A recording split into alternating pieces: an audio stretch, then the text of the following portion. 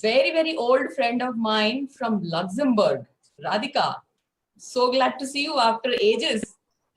Wow, superb. Okay, so let's get started very quickly. This is the first episode of the series in conversation with me. So what we're going to do here, the whole idea of where this came from is we've had a series of talks on HR subjects, and we've understood what all HR folks and leaders have to say. So we thought, let's give this vibrant group, this group that wants to learn, and I've seen the excitement in every talk that I attended. So we thought, let's give back to this group a little more than what normal forums do. So we came up on this idea of inviting CXOs here, a lot from the business side. So HR gets a sneak peek into what happens on the business front as well. So we're starting this series today. We thought of this and conceptualized and came up with this in a very, very short time. So we didn't do any big bang campaigning, kept it short, sweet, and simple as always. So we're starting this series with the first CXO here as a guest here, Ashok Rangan. So I'm not going to be introducing Ashok the normal way. We all know him. His LinkedIn profile says everything about him. And anyone who has had the opportunity to interact with him knows him even more. So I'm not going to be saying anything whatsoever in terms of an introduction. What we will do is through the next 45 minutes or 1 hour, through the next, through this talk conversation, what we are going to do is I'm going to be sharing a story. This is a real story. At the end, I will reveal who the story is all about. And when I talk about incidences from this real story, I'm going to be asking Ashok his perspective on it, what he thinks about it, and what are his views, and has he done anything similar to that? And let's hear from him. So what will happen is towards the end of this conversation, you're going to discover Ashok, right? And then we will wrap it up at the end with a lot of questions. And as usual, I would always say that no question has to go unanswered. So you will get answers to every question that you put in front of us. So let's begin. There's a time wrap. You go back to the early 1980s, 1980, 81. There is a 20-year-old boy who inherits his father's manufacturing business, which is in the it's manufacturing pumps. The business is in a very bad shape, and he gets into it, and he does a lot of discovery. He learns a lot of things, how businesses function, how people function, so on and so forth. And he comes up with some amazing incidents. And we are going to unravel a few of those incidences in today's episode. So the first incident is this young lad, when he takes on his business, his father's business, he discovers that the whole business is a big encyclopedia of rules. Okay? So there are rules all over the place. There is a rule book. So out of curiosity, he just throws the rule book to all his employees and he says, come back and tell me how good it is. And they all come back and tell him, fantastic, it reads very well, it's superb. His question there is, he actually had stapled all the pages together, and all those people who claimed that they had read and understood the rules, not a single person came back telling him that actually all the pages were stapled together. So this was probably one of the earliest social experiments he did on what happens in an organization where rules rule the organization. So in his business, as he was evolving the way he works, the way he runs the organization, the way people work, he created something which is much simpler to understand, much simpler to assimilate, and definitely a whole lot simpler to put into practice. And he called that book the Survival Manual. So he kind of replaced the HR manual by a survival manual. So now coming to you, Ashok, this is a practice which most people would think it's radical. How can you run an organization, a maturing organization, or an organization which wants to be successful, turn around the business? How do you think an organization can run without having rules in place for its people? Over to you, Ashok. Thank you, Harini, and thank you to HR Milestone for this opportunity. You know, when I hear this story, and what strikes to me is the radicalness, right? That the way the person went through to do something like this.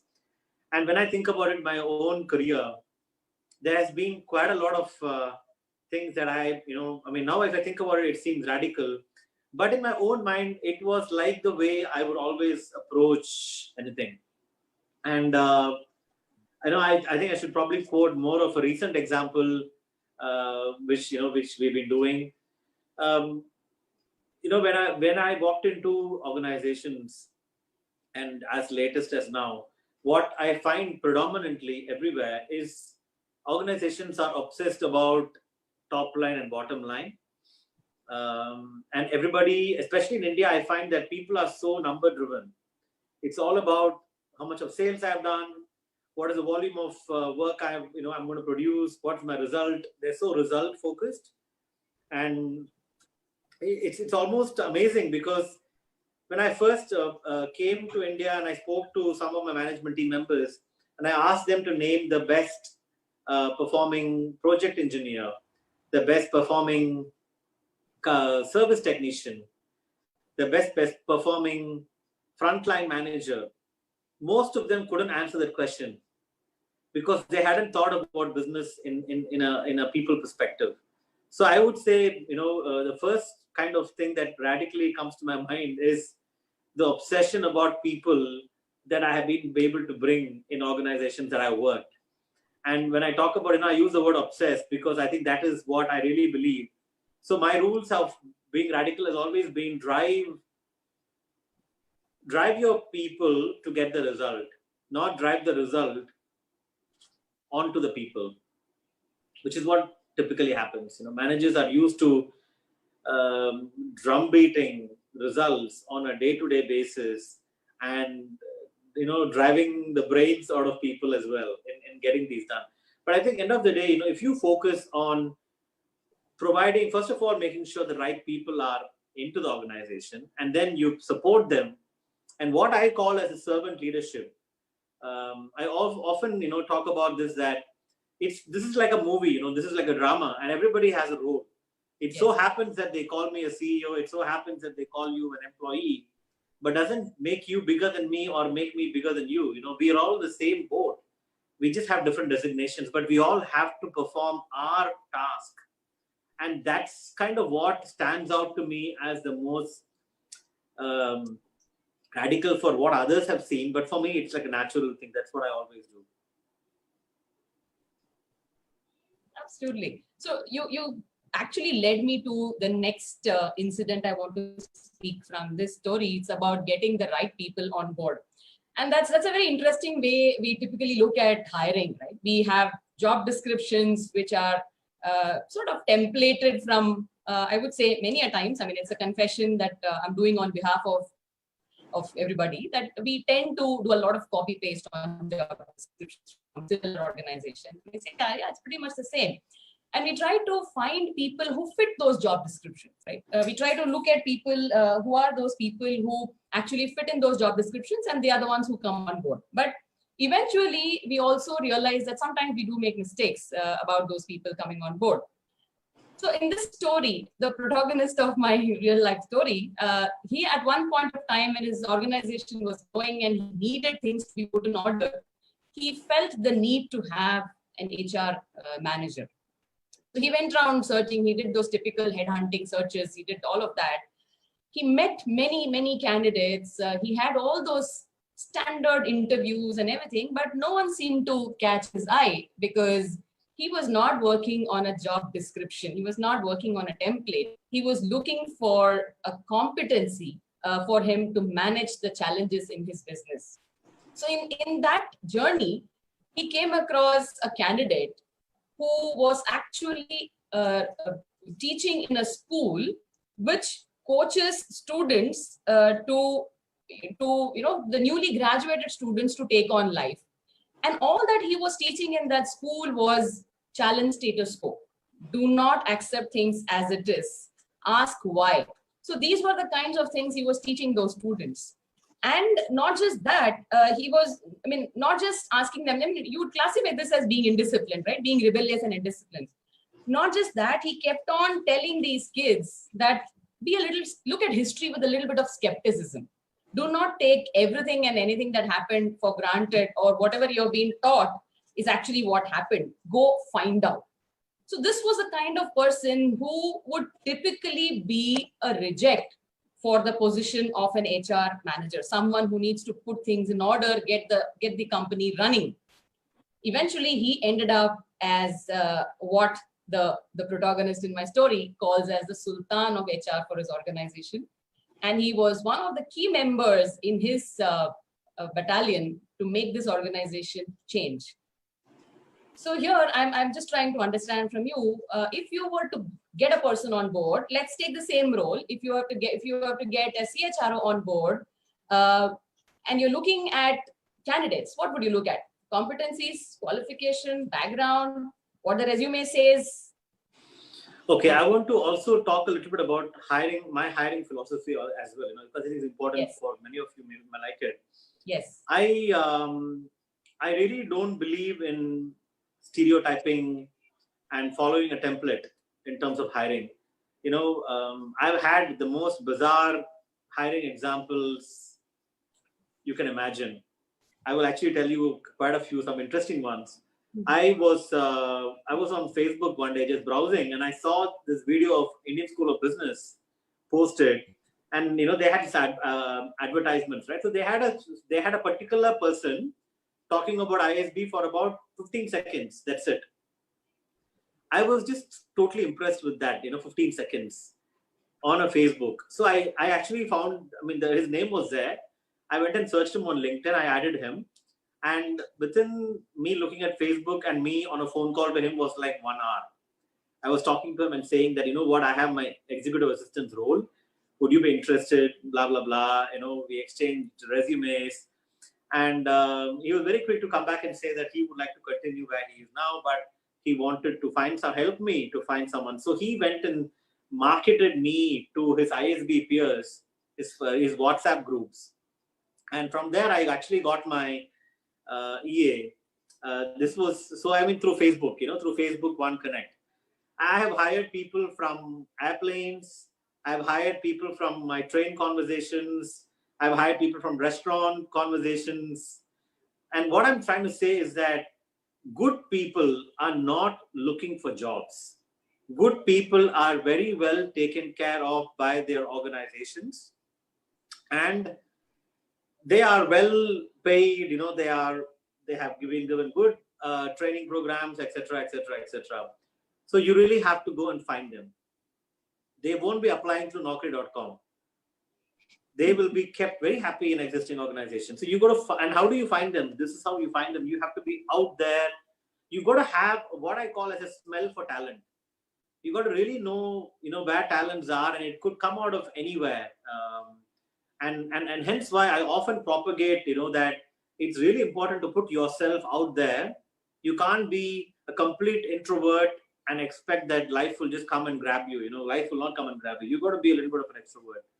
So if you ask me specific CHRO example, I will take you back to Vietnam. When I was in Vietnam, so first things first, whenever I join a new role, the first role I look for is whether I have a good HR director, not the CFO. Not the CFO at all, because I strongly believe that the number 2 in the company is a CHRO, not the CFO. And my role, I see as a pseudo CHRO, as a CEO, I believe my role is a pseudo CHRO, and hence why I often look for the best CHRO. So when I joined Shindler Vietnam, it was a turnaround. It was loss making. It had a lot of problems.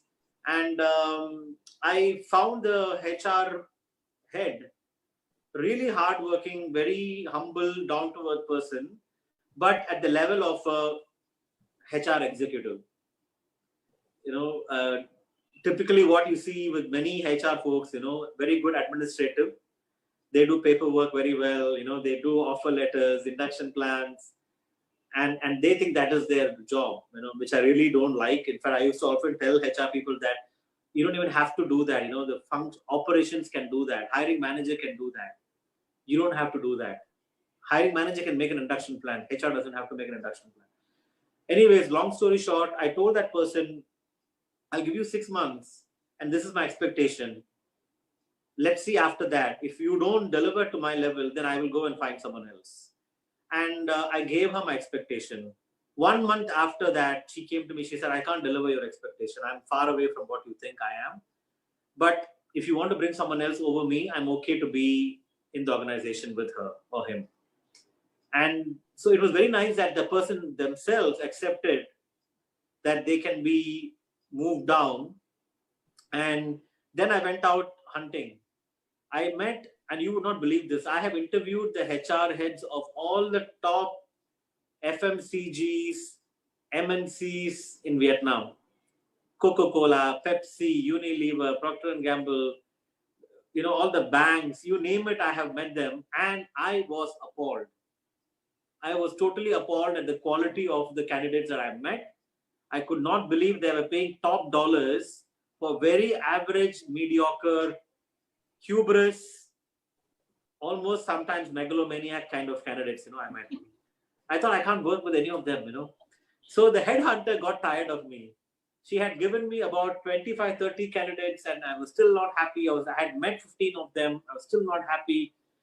She said, what do you really want? I don't understand what you really want. I said, I want somebody who can change things, who can really bring a breath of fresh air, who can motivate the people, energize the team. She said, do they have to know HR? I said, not necessarily they should know HR. We will together learn HR. It's not a big deal in my view kind of thing. I'm not demeaning the theoretical part of HR. What I'm saying is theory can be taught, but a lot of other things cannot be. So she said, this is very bizarre, but my operations manager had quit us about 6 months ago. This was from a search firm, And that person had done nothing on HR. She was in marketing, she was in sales, she was in operations.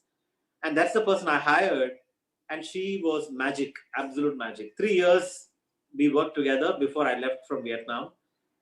That's my example. So overall, in summary, I would say the learning is look for not the technical skills, look for everything else. And I used a case study method during this hiring. So I gave them a real case of Schindler Vietnam, what was the situation. And I asked her to present, if she was a CHRO, what would she do to turn the situation around? So you can use this kind of method sometimes, it will help you to judge. But most important is attitude, willingness to go above and beyond. Somebody who's happy to challenge. I have been very lucky that the HRs I hired and the HR I inherited, they're all very happy to challenge me. They don't get scared that I'm the CEO and they shouldn't. So that's the kind of people you want. You want somebody who's better than you. Absolutely. In fact, very well said. Now, this actually brings in a fantastic perspective about how leaders should try and experiment and not stereotype. And if I actually look back in history, I'm pretty much a big experiment myself. And anyone who knows my journey knows that very well. So hats off to all those leaders who had the guts, the courage to really experiment. And I think what was common in all of them, in the story that I'm slowly revealing, and in also your methodology, Ashok, I think what's common is you were looking at what the role should deliver, what is expected of the role. You were actually looking at a very big picture of what this role should deliver. And you were really not giving much importance or hardly any importance to any of the other things that have created that person. You're actually looking at a lot beyond what qualification and experience can give. Also, perhaps that worked to an advantage, because when you're getting somebody who is not stereotyped, you're also getting in some fresh perspectives into the organization. And probably that is what has created that magic that you were talking about.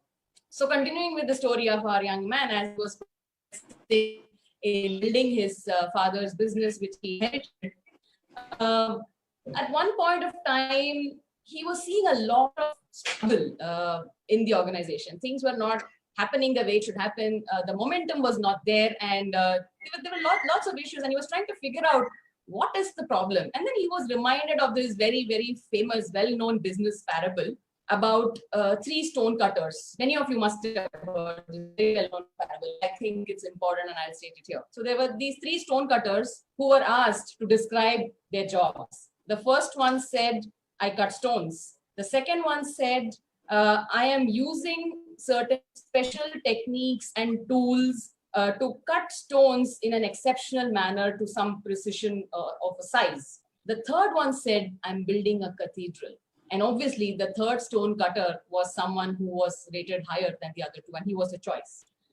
So when you're looking at your organization, this actually brings in a viewpoint that managers or leaders need to identify the third stone cutters. And how would one do that in an organization? How would you, as a business leader, what are your views in identifying the third type of stone cutters who's able to visualize the cathedral that is going to be built by the stones that he's cutting?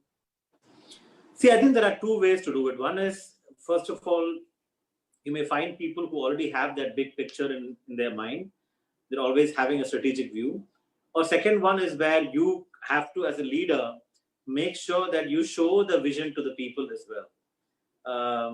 And something that we do very often in my organization as well is to make sure that everyone, right down to the frontline manager. So I was quite shocked when almost about a year. So we launched our 5-year vision about a year ago, about January 2019. So a year and a half. And late last year, I started receiving a lot of photos from construction sites. So every construction site, usually we are given a space to keep our tools and everything. It's like our own room. I started receiving photos from these rooms, which has our strategy drawn by in a paper and pencil by my frontline technicians and stuck on the walls, right down to what do they have to do to deliver that strategy. So that is really for me, some best practice, because if you are able to get your frontline service technician or installation person who's like a blue collar worker to understand what the company is trying to achieve and how he can contribute to that, he or she, I think that makes a big difference. So the way you identify is, first of all, you need to have people in the organization who have very good attitude, who are ready to learn, embrace themselves. So we constantly have to give people feedback. And this is something many organizations, I think, we struggle with, is giving feedback. People aren't given feedback regularly. It's like once a year, or it happens twice a year, or maybe maximum thrice a year. But I often believe that feedback must be given as often as possible. At least once a month, maybe even once a week is not a bad thing, because and that's when you really find out who are the people who are interested to really develop themselves. And then when you specifically show them the big picture, that how is their work going to contribute, and you keep reminding them again and again and again through various communication channels, then you start really finding your cathedral type stone cutters who will help you to build the cathedral, who will help you to achieve your vision. And of course, it's not just about communicating, right? Everything else has to be in place. Your execution plans, your targets, your bonuses, your incentives, everything then has to be also on plan as well. So I would say that's how I would do it.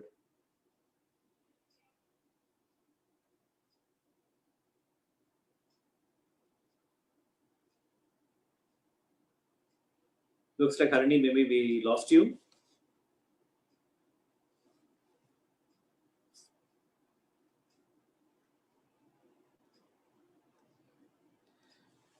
Yeah, so I think whilst we are waiting for Harini to join, I can probably add on to that aspect I spoke about, feedback. I think most organizations, feedback can work both ways, right? One is, somebody muted Harini. I'm back. Okay. Okay. Yeah, continue. Feedback. You were talking about feedback. Yeah, I was just saying that feedback works both ways. It's not just about company giving feedback. Like, I have never waited for the company to give me feedback. I used to often, every month I ask my boss, I ask my staff, tell me one thing that I can do better, tell me one thing that I'm doing well. Because most times, especially if you're in a senior position, nobody gives you feedback. Everybody's scared of giving you feedback. So I insist, and the way I tell the people is kind of an emotional blackmail. I said, if I'm your brother, you would have told me, because you would have cared for me. So if you're really concerned about me, you should be telling me something that I can improve and I can do even better. So I really sincerely request everyone to think about this, that if you're working in organizations, please ask for feedback. as often as you can. And it is not wrong. Any feedback is gold. And when you're given feedback, do not argue about it. It is what it is. You don't then, start telling, no, this is the reason. I didn't mean this, I didn't mean that.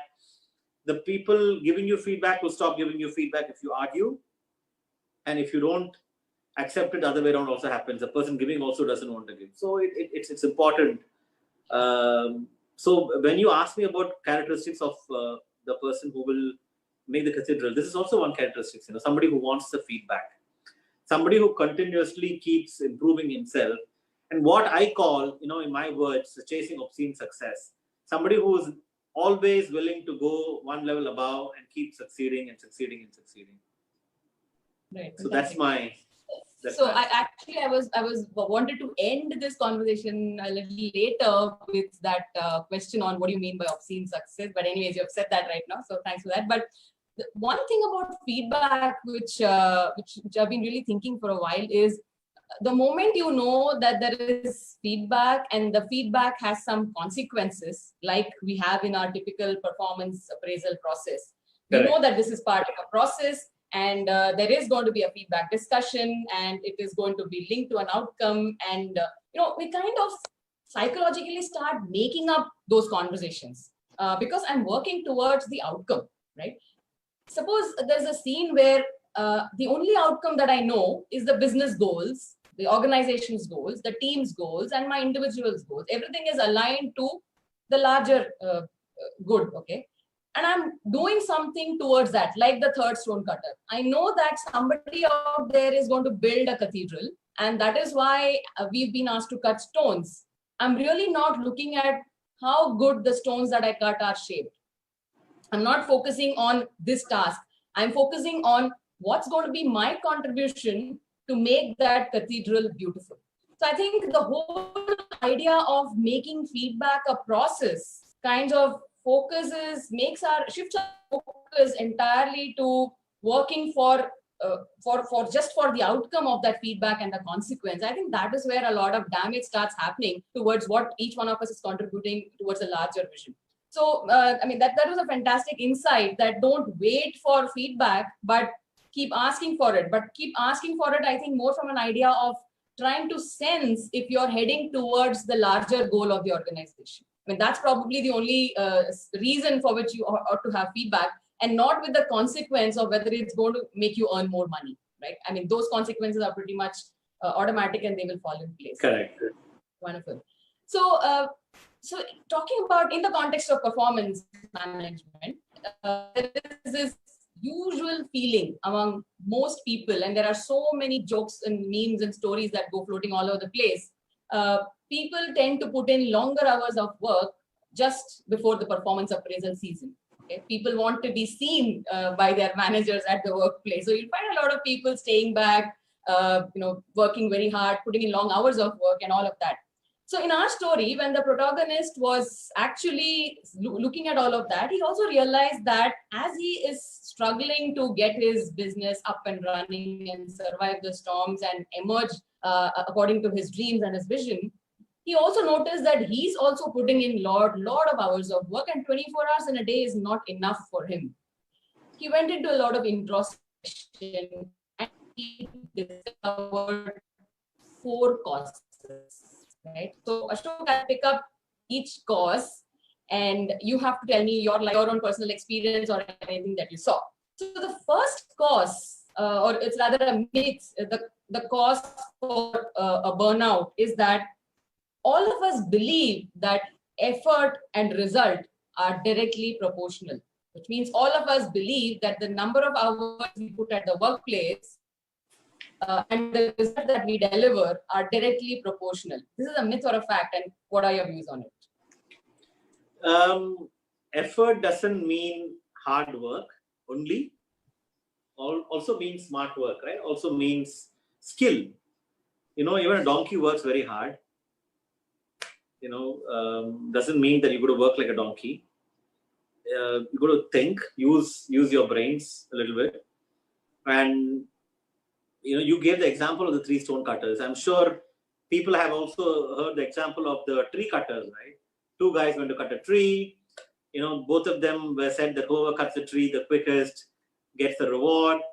One guy is cutting without thinking, another guy is sharpening his saw every 1 hour. You know, so that's what I feel. You know, the first thing I feel is everybody should sharpen the saw all the time. I find very common, you know, even fresh graduates, students who join us, right to experienced people, they think it is only the job of the company to train them and to get them better and better.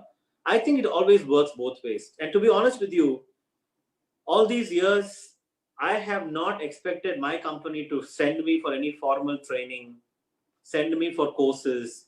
And that's also one thing I want to add is people often want to be sent for formal courses where they get a certificate and things like that, MBAs or whatever. So you don't have to really work longer hours. You got to produce the output. And today, you know, like, in fact, we introduced work from home in India when I came to India 1.5, 2 years ago, actually. Kshitij would know this very well.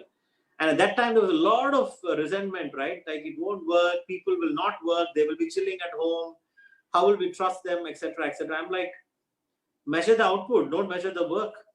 You give them some goals, and if they meet the goals, it's okay. If they finish in 1 hour, that's not their problem, that's your problem. That you gave them such an easy task to do. But we are, I think, especially in Asia, we are paranoid. We don't trust people. Yeah. I get blamed the other way around, you know. I get blamed that I trust people too much. But I honestly feel that if I trust you and you let me down, you're not letting me down, you're letting yourself down. And that's also, in a nutshell, effort is about smart work. Very well said. It's actually, it's all about trust. And it's interesting, isn't it? Till recently, we were all thinking that work from home is not possible. One really can't do it. But then we are all right now, we've been forced to do it. And of course, work is happening. And how is it happening? Suddenly, we as human beings realize that, yes, we can trust other human beings. And we've started trusting. So, which means trust is there, but we decided not to exercise it because we don't trust others and others don't trust, and so on and so forth. So I think it's time to break those shackles. Interestingly, trust is something which has been tested by the protagonist in my story years ago, and it is relevant even now. And that's where the whole thing is amazing. So the second cause for burnout is the introspection for why burnout happens is quantity of work is more important than quality of work. So that's another myth which we're all following, and it's very, very related to the first myth which you just burst. Correct. So how have you demonstrated this, and how have you, as a business leader, cascaded this feeling down to your team members and to all levels in your organization? How have you demonstrated that you can easily bust this myth of quantity versus quality? See, I often believe that everybody has to look at working one level above their roles if they want to go above. A lot of people, I'm sure you've experienced this, Bharini, many times. Yes. People will come to you and say that, why am I not being promoted? I'm like, why should you be promoted? Sir, I'm a very good sales guy. I did the top numbers for the last 2 years. I've been rated A performer for the last 2 years, but I've not been promoted as a sales manager. And I tell them that, what is the role of a sales manager? Sir, top sales guy to main hi hu, to mujhe sales manager banna hi hai. I'm like, what's a top sales manager's profile? What is he or she should be doing? And they think I should be going and closing bigger deals. And even till today, my sales managers know this. If I hear during any of my reviews that a branch manager or a sales manager is going and closing calls, I really get so angry because that's not their job. They all, in fact, I think in Asia, we have this proud feeling, ki main jaake wo order leke aaya, sir. I'm like, I'm going to sack you first because that's not your job. Then you become a sales guy. I'm very happy to make you a sales guy. Yeah, and pay you less. Correct. So when you talk about quality of work, it's about doing that more than what you expected yourself. Quantity of work is nothing. I mean, I don't even know these days if people are looking at quantity of work. It's not about how many reams of paper you've filled, but have you really demonstrated one level above performance? And it reminded me, first 5 years in my company, I never asked for money because I knew that I have nothing to go and tell them of what I have done. And today I see a lot of the 23-year-olds, within 1 year, all they want is a 25 lakh pay package, 30 lakh pay package. I'm like, अरे क्या किया है आपको इतना देने के लिए? What is the औकात क्या है? What have you done? You have to show me something for me to give you back. I don't have a problem. I'll give you 1 crore, in fact. But show me what you are. What is your brand? What have you tried to do? So I think that's what it's about, the quality of work for me.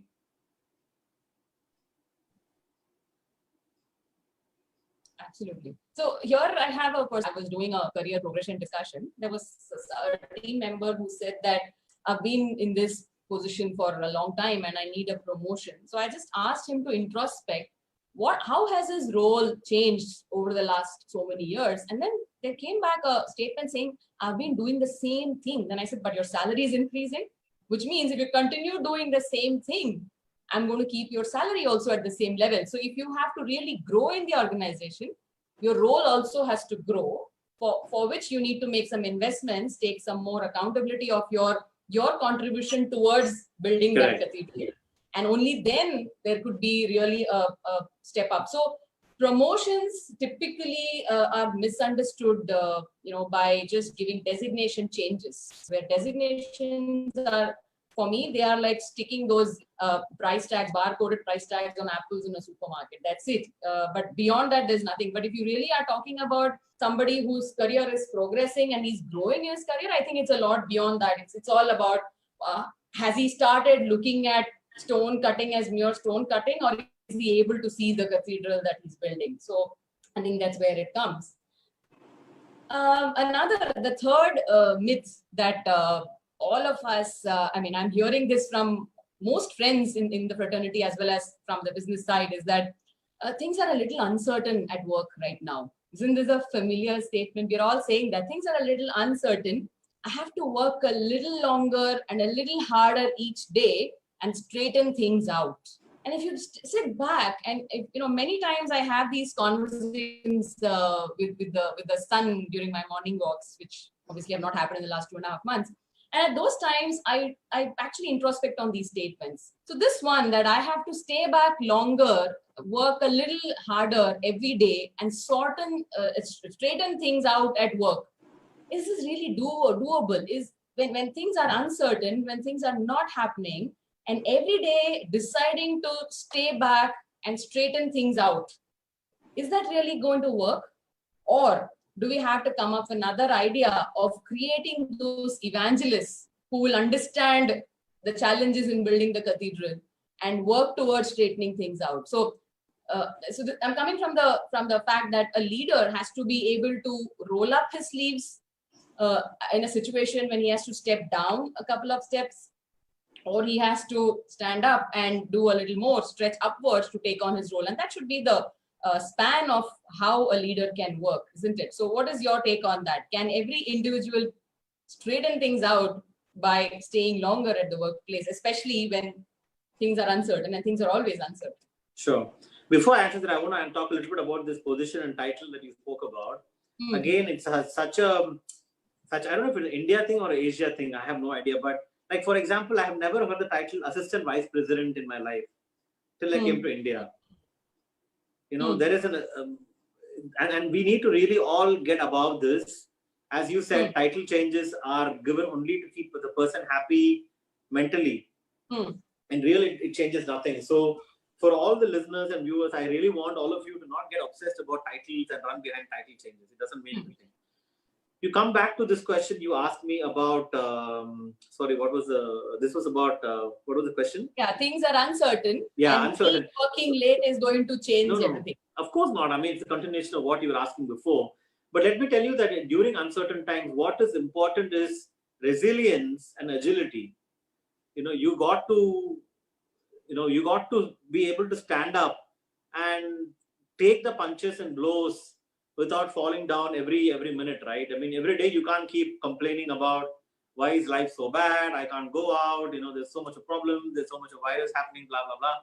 That's not going to work.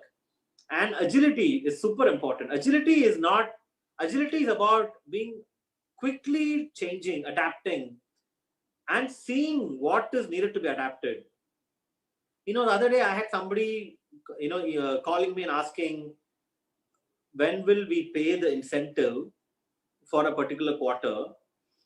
And yeah, we've already communicated about this, that we're going to be paying at a certain time and all that. And I was just completely wondering that, is this person really in this world or he's living somewhere else? People are losing jobs. People are not being paid salaries. And it was a pittance incentive. It was not even a big money. And it's not that important for that person as well. I know that. So this is what I'm talking about. Agility is about really looking ahead and seeing, okay, the company is going to be really in trouble in 6 months down the line because of revenue, drops and all that. What can I do out of my normal job profile? People can say, but I'm a sales guy. How can I go and do operations? Why not? Oh, I'm not in HR. How can I go and do recruitment? Why not? So for me, it's about really thinking out of the box and putting yourself out there. See, right now, even though I'm a CEO, I know I have gone down to talking to customers to go and sell our units. I'm recruiting all the time. I'm taking decisions on finance, everything, right? I mean, nobody tells me I have to do this. I don't go and expect only my team to do all of that. I have to also do it. So I would say people should be a little bit more open-minded. Yeah. And I think you spoke about victim behavior. You spoke about people feeling that why me, and it's me. I am like the Atlas holding the earth on my shoulders. And if I shrug, right? So if I shrug, the organization is going to collapse, and that's a kind of burden that people seem to carry back from work, which is what actually is a problem. So if workplaces were very different. Okay, the fourth myth that we are going to burst now is when people carry such burdens, they become very possessive about these burdens, saying, I am holding the whole organization on my head. Okay, and I have to slog and work, and only then we're going to achieve whatever we're going to achieve, and all of that. And in that process, we hold on too much. And there is a fear of delegation. We have a fear of letting go. Okay. And not just fear of delegation, but there is also a fear of replaceability. Yeah, we're going to take over. Yeah, yes, absolutely. So there's insecurity, because of which the fear of delegation becomes even a lot more. I have had a lot of personal experiences where, if I look at my entire career journey, I think one of the secret sauce of my growth has been that I always hired smarter people to report into me. Because for me, that's the best way to make myself redundant and move on to something else. And protagonist in our story absolutely kept doing the same thing. He never behaved like the CEO, like you said. He never calls himself the CEO, but absolutely brilliantly run the organization. In one of his podcast interviews with the BBC, he's been described as the company which never required a CEO. So what are your thoughts around this insecurity, the fear of delegation, and fear of replaceability? Do you have any experiences to share? Or? I have lots of experiences. Of course, I can't name the persons and stuff. But, yes. I never could understand, because I was never like that. So I could never understand why are people being so worried about their own jobs and stuff. And every role I take, the first week I sit with my HR and I ask them, who's my successor? And they are just looking at me thinking, why are you just came, why are you already asking for your successor, Because I tell you why, right? You know very well, to get your successor ready, it takes you at least 3 to 5 years. Nothing less. And people, moment you ask them succession planning, they think that I'm going to sack them. Nothing else comes to their mind. So I don't know why people have to be feeling that way. And you rightly said, your job is to make your job redundant. Yes. Absolutely. Then you will move on to bigger things. Doesn't mean you will lose your job. Not only this happens, in fact, I remember this example in Malaysia. I offered one particular guy who's been in the same role for 15 years. I offered him a new role. And he said, what if I fail in the new role? Will you give me back my old job? I said, there is no guarantee for anybody's job, including mine. We're all on a month-to-month contract. The company can pay us out 1 month and say, thank you very much for your time. So people, first of all, should always be looking at hiring people smarter. There's no doubt. They should always be looking at making their jobs redundant. And if they don't move, then the people below will not move.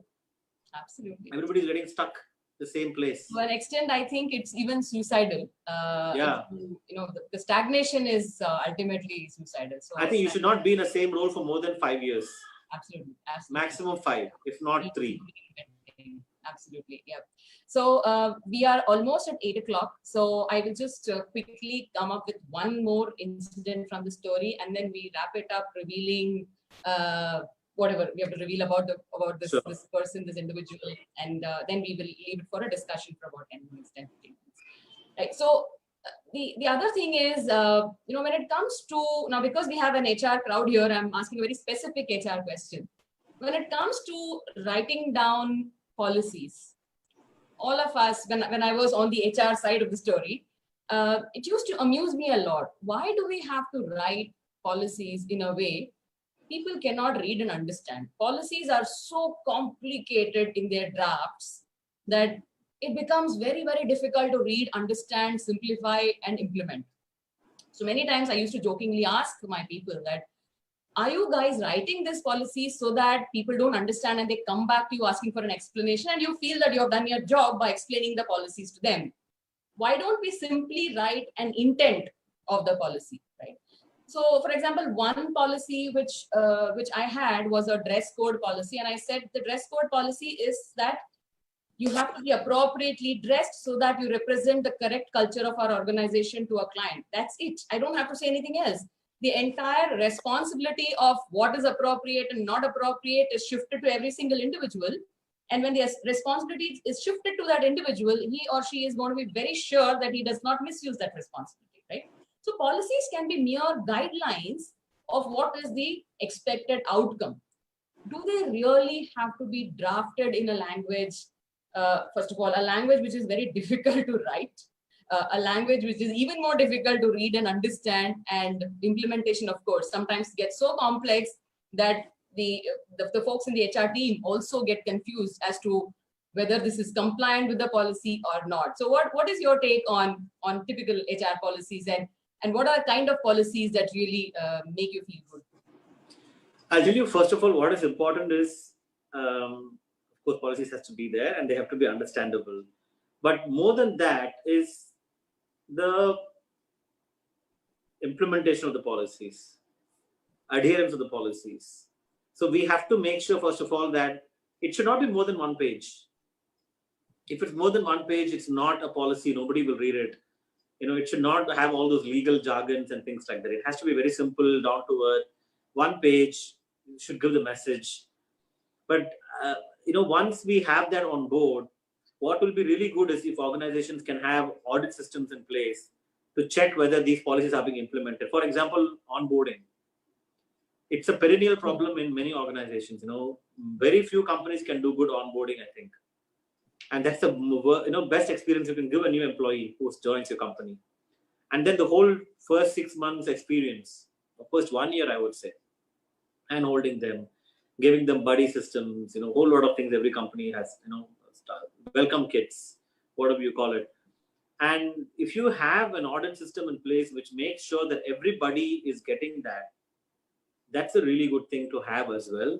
Plus, I also encourage strongly that there are survey mechanisms, so first 21-day assimilation survey, 50 days assimilation survey, 100-day assimilation survey. So first of all, policies has to be simple, 1 page, understandable. Secondly, that they have to be implemented for everyone, because there's a purpose why those policies were put in place. That's my take. Thank you so much. This is wonderful. So coming back to, so I actually will stop this conversation here, but I will just reveal to this audience whom we were talking about. And by the time, I think by this time, all of you ladies and gentlemen, boys and girls would have understood that Ashok Ramachandran is an extremely people-centric CEO, and that's the best way to describe him. he takes a lot of people-centric approaches with agility in it, so that you're able to adapt and face any situation. So that was Ashok Ramachandran for you. The story that I was talking about, the story of Ricardo Semler, the man right here that you can see in my background. The reason I had this picture here was because I wanted to reveal Ricardo Semler is a Brazilian businessman and author of the best-selling book called Maverick and 7-Day Weekend. Why this is Ricardo Semler is important now is he's extremely relevant to today's context. What he practiced way back in the early 80s when he inherited his father's manufacturing business, which was not doing well at all, and how he transformed that organization and also built the Semler empire is an amazing story itself. And believe me, it was built purely on layers of trust, where he treated adults as adults. He made an employee experience at the workplace without putting people into rigid rules and regulations, allowing them the freedom to challenge status quo and give their contribution towards building the so-called cathedral that we spoke about. So that was Ricardo Semler's story for you. And because I know that Ashok is absolutely people-centric and he believes in these practices, I thought it's very relevant that we take his perspectives on Ricardo's story. So this was Ricardo and Ashok for you guys. And now open to questions and discussions.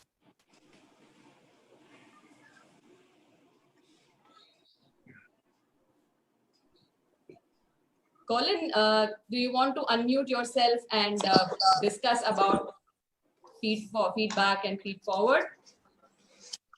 Yeah, hi Harini. Hi Ashok. I must say, fabulous story and brilliant to listen to both of you. I had a point actually, which was slightly earlier before the feedback point. One was, you mentioned that it's very important to drive people. It's not important to really drive people to get results, but to drive results onto people, something like that, if I remember. Now, as most organizations today across India Inc.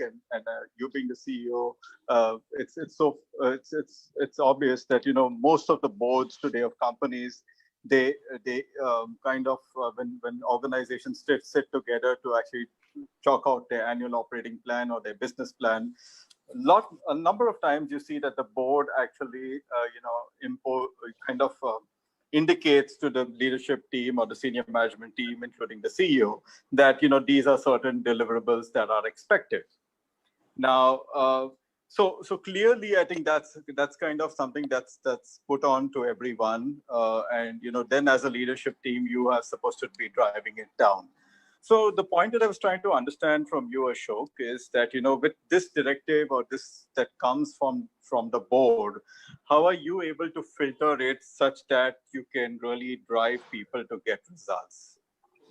See, I think first of all, I like the word you use, filter. It's very important to filter. Absolutely. We should not be passing on everything that comes to us back down the line. But I have seen that happen a lot of times. Most bosses just push everything down from up to the next level down without even understanding, that you've got to act as a filter. So when you have your key objectives given by the organization, I'll tell you a very simple methodology that I always use. I actually don't drive the results of the current year. I always have a long-term vision. So many years ago, I was lucky to be taught those philosophies of big, hairy, audacious goals. I'm sure you must have heard of them. BHAG. So I have always set internal goals which are more than what you would be prescribed as your budgets. So I always tell my team that we're going to drive our strategy and the budget will be done anyways. It's an outcome of driving our strategy. So the budget will always be below what I'm always having as goals for my team. So it has never been a problem. And of course, when you can't control the numbers, but you can control your efforts and what you are working on as actions. So for example, if you need to sell 5 elevators, you can't force the customer to buy the 5 elevators. But of course, you can go and give 25 quotations, which will convert into 5, tenders and results in the due course of time. So that's how I look at it. Perfect. Thanks so much, Ashok. And there was another point that I had, and Harini, if I may, this was related to feedback.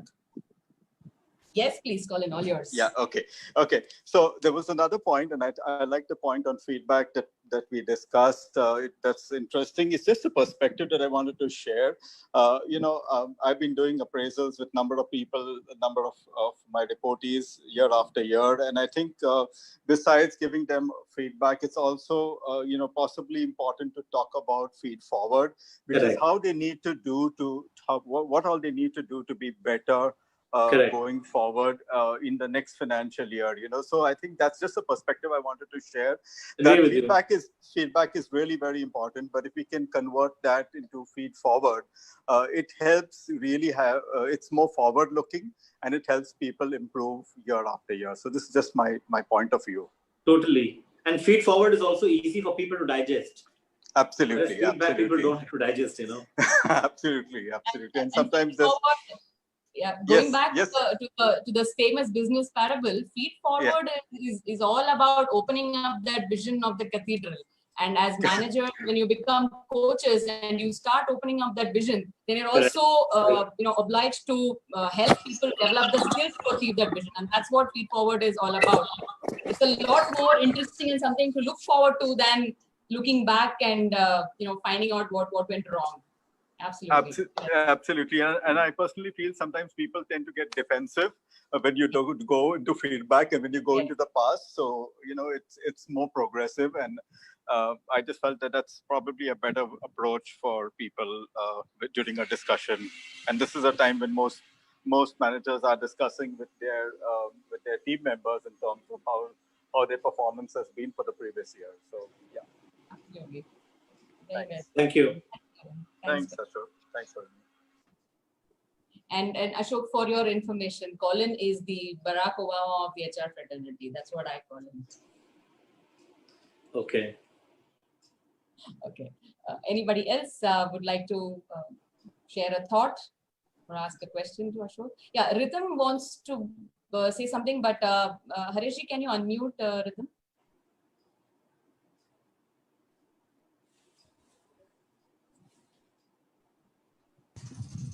Yes. Hello, sir. I have been following you for. Can you hear me, sir? Yes, I can hear you. Sir, I've been following you for some time on LinkedIn, and I also spoke to your executive assistant. We were communicating on LinkedIn on a lot of ideas, and I also saw your interview on Ranveer's show, Beer Biceps.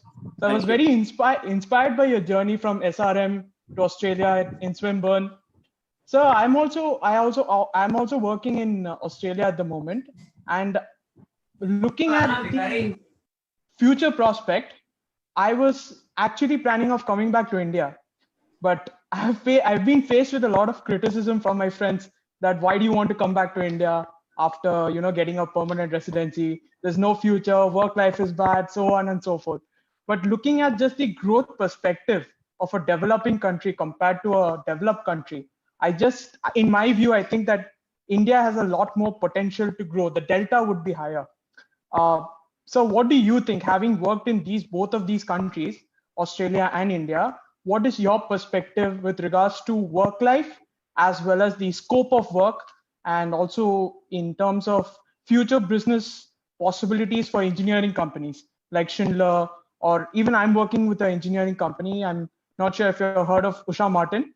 So that's a wire rope manufacturer for elevator ropes as well as for mining crane. So for engineering companies, where do you see it?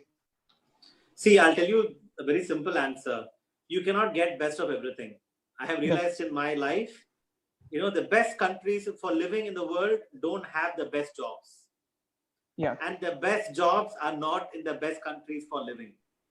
Yes. So it's about what is the compromise you want to make and what kind of compromise you want to make. Of the 4 countries that I worked, my best assignment is right now, what I'm doing. It's like, I cannot imagine working in in a developed country with my kind of mindset. So, if you're a person who likes to go, I mean, you know the Aussie lifestyle very well. 4 Yes. o'clock Friday, have 4 o'clock. beer with your friends. It's and all do for some- beer. Yeah. Yeah. Go for a footy game. Yeah. Go have your, go night clubbing and all that. Of course, it's Yeah. great to do that. I don't think India is. I mean, of course, there is work-life balance. There's no doubt. But a lot of times when I tell my friends, they don't believe me. Because I don't think it is so much difficult here, and I have been out of it for 12 years. So I think India is more fun to work, no doubt. Yeah. Yeah. So Rajiv, because yeah, continue. Yeah. So because when I started working in Australia, the first time I called someone, there's a bit of difference in the way you work also. The first time I started working in Australia, I called one of my bosses, Jason, as sir, and he turned back to me and he said, "I was not knighted by the Queen of England, so don't call me sir." So don't call me Very sir. Indian, But subservient, right? We treat people like masters. yeah. Yes, I have had similar examples as well. Yeah. And So- you're making a point.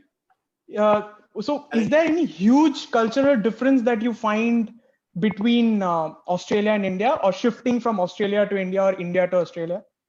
All this is myth. We are the most easiest people in the world to adjust anywhere. If we could live in India all these years and work in Australia, what is the problem? This is what I hate about a lot of Indians. They call me and say, "Macha, how are you managing it back now?" Like, what is wrong with you guys? You were born here. You were not born Exactly. in the Queen's Palace. So Exactly. I think we can have this conversation privately as well. If you have Yes. specific more questions, thank you. Sure. Thank you. Rajiv Shah has a question. Harishji, can you unmute Rajiv? I would like him to watch the question.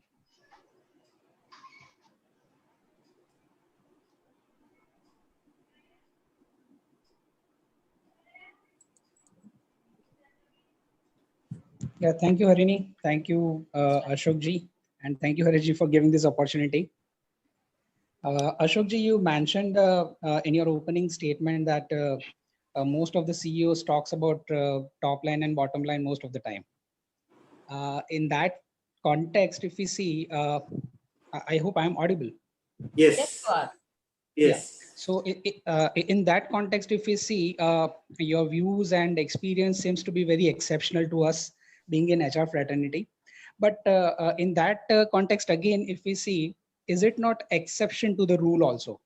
It is. I have to admit. I have been a misfit in many times. I felt myself. It is an exception. General rule is, in fact, most of the, and this is quite interesting, right? I was reading about the comparison between Yahoo and Apple. Steve Jobs and the Yahoo founders. Yahoo founders were apparently very nice people. Like, they didn't want to lay off people and all those kind of things. Whereas Steve Jobs was a very, very tough boss. Extremely tough and extremely rude, arrogant, whatever you call it. Yeah, it's ruthless. Ruthless. And you know which company is doing well, right? So, I don't know. History doesn't give much solace to people like me, I think. I don't know. Let's see if we can break it. But I think here I would go back to what Ricardo said in this book, which I also mentioned, that challenge what history or the books really tell you. On the one hand, when you see people being ruthless, and we also see that the organization is doing well in terms of the volume of its business and how it's growing, there may not be a direct correlation only to that. There could be a lot of other things. So a lot of times what the books tell us is just one perspective. Yeah. And that kind of strikes me also very well. Now when I'm reflecting back on characters in history that I studied in school, also about a lot of these people about whom I've been reading, my perspective now is changing when I'm getting a view of a lot of other things which the books did not say or somebody else is saying. Yeah, so challenging what is historically done is probably the key to coming up with some path-breaking rules. And Ashok, I'm sure you'll agree with that. Yeah. You've been pretty challenging status quo types in any case. Yeah. Thank you. So It's, yeah, 8:18 by my clock. And so Akshay Joshi is raising his hand. Harishji, Akshay needs to be unmuted. Let him voice his question. We can take a couple of questions. Hello, sir. Am I Hi, audible? Akshay. Yes, Akshay. Yes. Hello, sir. I am Akshay from third year mechanical, and I've connected you on my LinkedIn connection and also seen your podcast on the Ranveer show. Sir, it was amazing. My question for you is that as an engineer graduate coming during this pandemic situation, what 2 or 3 tips can you give for students like me? You know, in fact, when I graduated 2002, we also had the September 11 happened. Twin Towers were bombed by the terrorist group and stuff, and all the graduate opportunities was all vanished. So I kind of reminded of when I was thinking of this generation students, it has reminded me of my own time as well. I think I have spoken about a lot about many of these aspects in Ranveer show as well. I think my suggestion to all of you is please think out of the box. Don't box yourself that I am a mechanical engineer. I will only do mechanical engineering work. Do whatever you can do, but don't do nothing. Don't just sit and wait for things to happen. Even the other day, I had a message on LinkedIn, that somebody was is studying engineering and he's getting placement opportunities for sales roles. And his friends are saying, don't do sales. Are you out of your mind? You're an engineer. You should be doing engineering roles. So my suggestion to you is be agile. Don't block yourself. Don't box yourself. Then you will get opportunities. And doesn't matter small company, big company, small role, big role, 8 lakh annual salary, 20 lakhs, doesn't matter, If you start really obsessed about what your friends are doing, that's the biggest problem in India. We want to do what our friends are doing. Please get out of that mold. You be yourself and you'll be fine. Yeah, Akshay wants to be unmuted once again. I think he wants to say something, and then we will take one more question from Rajesh. So, Harini, I have a comment if I may allow to. Yes. After Akshay. Yes. Thank you so much, sir. Thank you. Yes, That's Akshay. That's it. Okay. Yes. Thank Shukrit, you. if you want to say something.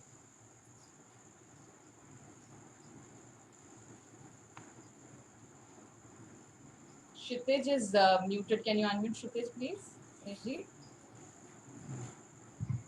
Yes, Kshitij. Okay, I just want to make a comment here. I mean, I've never said this to Ash, but I thought that is the right platform to actually talk about.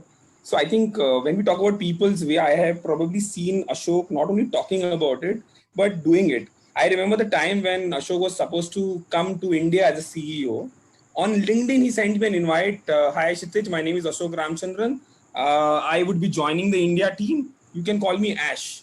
And I was for a second wondering that why a CEO is talking to me on a LinkedIn. So that's number one. Then second, we got chatting and I said, Ashok, I'm coming to Malaysia. Would you be available for some time for lunch? And when we went over there, he took time to come out, ensuring even a small thing. Like, for example, he's ensured that I sat exactly next to him. He made me feel as if I am just talking to someone like a very common man who can relate to. And the point here I'm trying to make here is when you say people's way, it's doing those small things which will make you humble, which will make you feel that, you are one of them, not something, basically can kind of, people relate to it.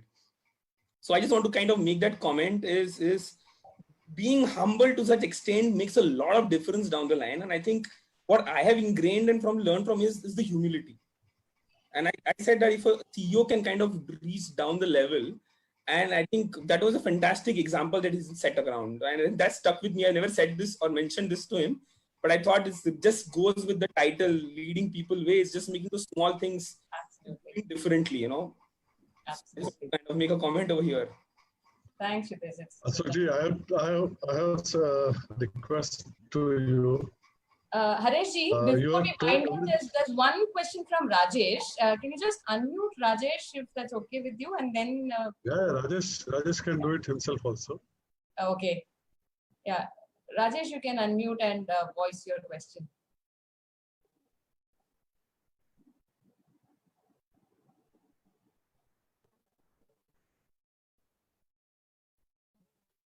Rajesh? We give chance to Rajiv again. Rajesh. Haresh ji, Rajesh. Yes, Rajesh, you're unmuted now. Hey Ashok, truly enjoyed your anecdotes. You truly are a people leader. I can say that. And we really need more leaders like you. Okay. Thank you so much for sharing all your anecdotes. And you definitely have gone against the grain quite often, right? As true thought leaders do. And when you do this, I'm sure you face resistance from the leadership teams you inherited. How did you go about kind of, overcoming that resistance?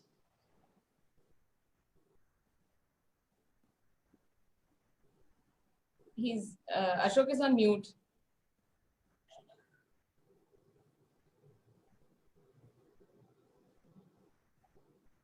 Hang on.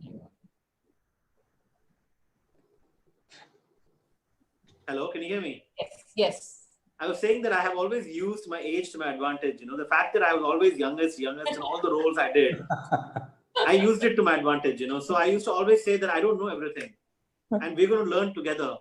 I'm going to teach you certain things and you're going to teach me certain things. Very nice. And how do we do this together?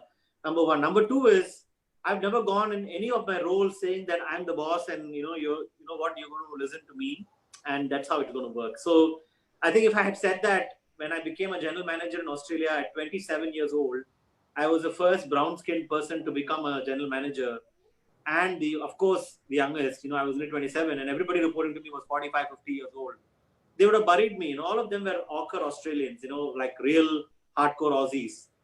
And when I told them that, what I'm going to learn from you, you're going to teach me whatever you're doing well. And I will also then help you to become more successful.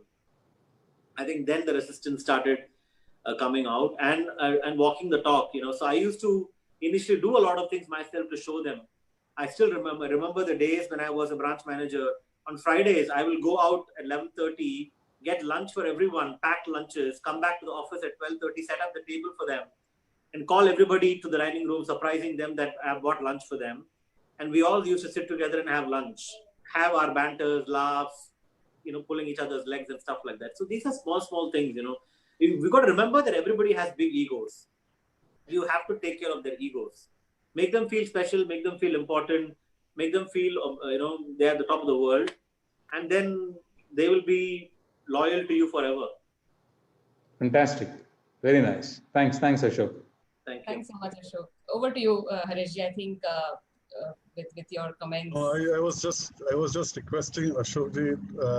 He has told everything in bits and pieces here and there. Can he summarize what are the expectations, straightforward expectation of CEO from HR? I did a whole session 2 days ago on this topic, Yeah, but you can give us some points here for this. I think I mentioned beginning of this session as well. I honestly feel CHROs are the number 2 if you consider CEO as a number. If there is any ranking, right? I mean, people always say CFO is number 2, but I feel CHROs are number 2. And I don't know, and maybe Harishji, you may know this. Do we have a lot of HR people becoming CEOs? I don't know many examples. I would love to see that. That's why I'm saying this example. I would love to see CHROs becoming CEOs in future. So my expectation for CHROs are they have to know the business very, very well. I'm extremely lucky to have one in my team in India. In fact, my HR team is like, I keep telling Shubha, why can't you run a region? Why can't you be the CEO? And she doesn't want to. So that's a different story. But that's a capability I would love in my CHROs, to know the business. They should not be administrators. They should be the stethoscope of the person, to know the heartbeat, whether the heart is beating fast or slow. And they should be the pseudo image of the CEO, so that the organization is always kept on track. They should be confident to challenge the CEO and the management team. I have, my HR is the one who gives me a lot of advice and a lot of feedback about what I'm doing well and what I'm not doing well. After every town hall meeting, she will come and say, this was good, this was not good, you should not have said this. And that's what we need more and more and more. We need confident, strong, competent, vocal CHROs. Thanks for bringing that up, because that reminded me of a recent podcast where I've actually called HR the stethoscope of the business, and you said exactly the same words. Yeah, absolutely. Yeah, absolutely. Thanks so much. And it's actually meant to play that diagnostic role there, so that you are well aware of a symptom before it manifests itself in a much larger way. Sure. That's all from me for tonight. So Haresh ji, closing comments from you, and then we wrap up for the day. So every aspect, thank you, Harini, taking this session forward. And this is first experiment what we had started doing in conversation with CEOs of the company. And Ashok ji, thank you. You have accepted our request on the first shot as usual. And thanks everyone. We'll keep connecting. Thank you. Thank you. Good night. Thank you, sir. Thank you so much. Bye bye.